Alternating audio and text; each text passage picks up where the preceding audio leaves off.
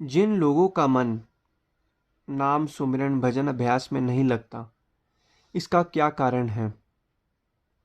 ऐसा क्यों होता है कि हमारा नाम सुमिरन भजन अभ्यास में मन नहीं लगता, हमें नाम दान में मिल गया है? ऐसा इसलिए होता है, और ऐसा इसलिए होने का कारण है कि जो हमारा मन है इस संसार में रमा हुआ है। हमें तो अपने आप को बहुत ही शक्तिशाली और खुश नसीब समझना चाहिए कि हमें जो है प्रभु का नाम मिला हुआ है, जिस नाम को जप के हम आत्मा का कल्याण कर सकते हैं और हमारी आत्मा इस घोर कलयुग में जो इस माया जाल में फंसी हुई है उससे बाहर निकल सकते हैं इस नाम का जाप करके। कहते हैं कलयुग केवल नाम आधारा, सिमर सिमर नर उतरे पावा। अब हमारा मन नाम सुमरन आराधन में क्यों नहीं लगता? इसका सबसे बड़ा कारण है कि हमारा मन जो है हमें ख्यालों के जालों में फंसा के रखता है। कभी जो है मन पैसों से संबंधित ख्यालों में अपने ध्यान को फंसाता है, कभी मोह माया के बंधनों में फंसाता है, कभी जो है नाना प्रकार के सोचों में हमारा मन जो है हमें विचारों के पूरे उस श्रृंखला के अंदर फंसा के रखता है। और इसी श्रृंखला के कारण जो है हम नाम सुमरन आराधन भजन अभ्यास में हमारा ध्यान नहीं लग पाता और हम अशांत और परेशान रहते हैं। ऐसा होने का कारण यही है क्योंकि जितना हम नाम सुमरन हमें आराधन को समय देना चाहिए उतना हम समय नहीं दे पाते। हम इस संसार में रहते हैं, पूरे समय संसार के क्रियाकलाप कार्यकलाप करते हैं और इस संसार के अंदर ही हम रम जाते हैं, जिस कारण जो है हम अशांत और परेशान रहते हैं। यही सबसे बड़ा कारण है कि हमारा जो मन है वो अशांत रहता है और हमारा मन जो है दिन बर दिन जो है भक्ति के जो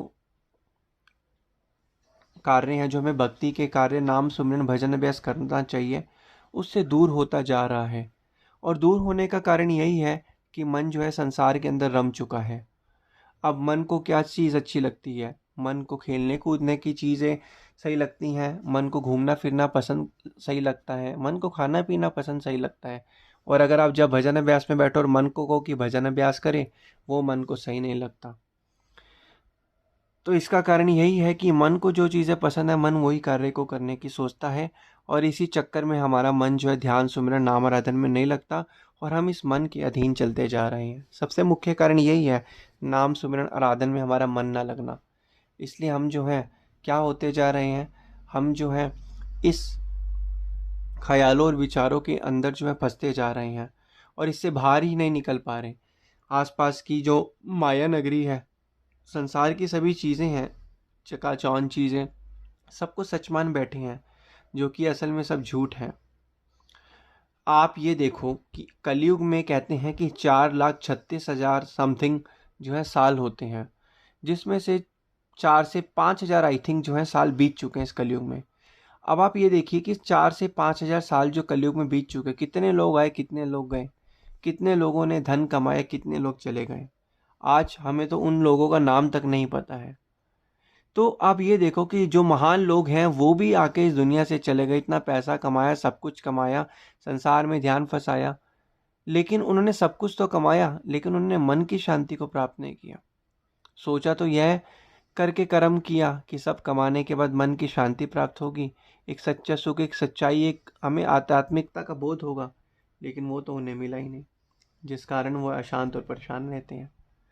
परेशान भी रहे, संसार का सामान भी एकत्रित करा, एकत्रित होने के बाद इस संसार से वो चले गए।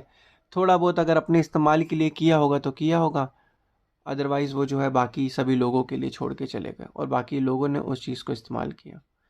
तो यही महापुरुष समझाते हैं कि संसार की चकाचौंध में मत फंसो, कर्म करो, मना नहीं है, कार्य व्यवहार भी करो, क्योंकि संसार में जीवन निर्वाह के लिए कार्य व्यवहार ज़रूरी है। लेकिन अपने मन को जो है, अपने ध्यान को जो है भक्ति और परमपिता परमात्मा के चरणों के अंदर लगाओ, नाम सुमरन आराधन में बैठो। अब मन को क्या पसंद है? मन को टीवी देखना पसंद है, मन को घंटों घंटों आप जो है मोबाइल चलाने के लिए कह दो, मन को वो चीज़ पसंद है। देर रात तक मोबाइल चला रहे हो, हम बैठे हैं मोबाइल चला रहे हैं, टीवी देख रहे हैं, मन को ये देर रात तक ये चीज़ें पसंद है और मन को भजन अभ्यास में बैठे, मन उसमें ये आलस दिखाने लग जाता है। तो यहीं से हमें पता चल जाता है कि हम जो है अभी मन के अधीन चल रहे हैं, मन के अधीन चल रहे हैं। जब हम भजन अभ्यास करते करते इतने ताकतवर बन जाएंगे, जब हमारा मन ताकतवर हो जाएगा तो मन जो है हमारे अधीन होगा। अभी हम मन के पीछे पीछे भागते हैं, सब कुछ करने के बाद मन हमारे पीछे पीछे भागेगा। तो ये जो चीज़ें हैं, यही हम फंस जाते हैं संसार की चीज़ों में। जब हम सत्संग वगैरह में जाते हैं, हमें सच का बोध होता है, थोड़े समय के लिए हम उस चीज़ को प्रण भी लेते हैं कि हमें सत्संग में बैठना है, हमें भजन अभ्यास नाम सुमरण करना है, हर एक श्वास रूपी जो अमूल्य पूंजी मिली है। कहते हैं कि इंसान अगर ये सोचे ना कि मैंने ही सब कुछ किया है, मैं श्वास है, हमें एक श्वास भी एक्स्ट्रा नहीं मिली है, हमें गिनती के श्वास मिले हैं।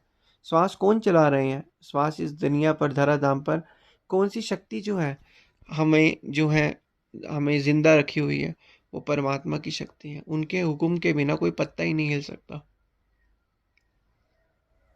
लेकिन हमें संसार के अंदर जो है, संसार की माया नगरी के अंदर इतना रम गए हैं, संसारिक चीज़ों को इतना हमने दे दिया है।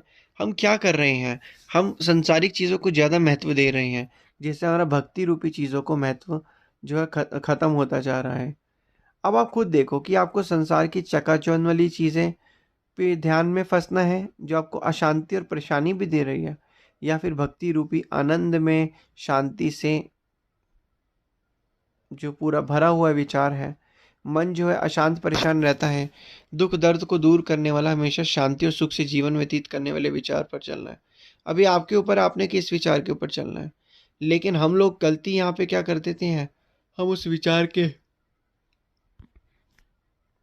अधीनों में आके हम उस विचारों में अंदर फंस जाते हैं, जिससे हमारा जो है ये समय, ये दिन जो कि बहुत कीमती समय मिला है, बर्बाद होता जा रहा है। पूरे दिन संसार में हमारी बहुत सारी चीज़ें चलती हैं, पैसा कैसे कमाना है, घर कैसे बनाना है। कहते हैं, वक़्त के संत महापुरुष फरमाते हैं, ये करो, मना नहीं है, लेकिन इन चीज़ों के अंदर अपने मन को मत फंसाओ, क्योंकि जब आपने ये चीज़ें तो आपको भारी रूप से करनी है।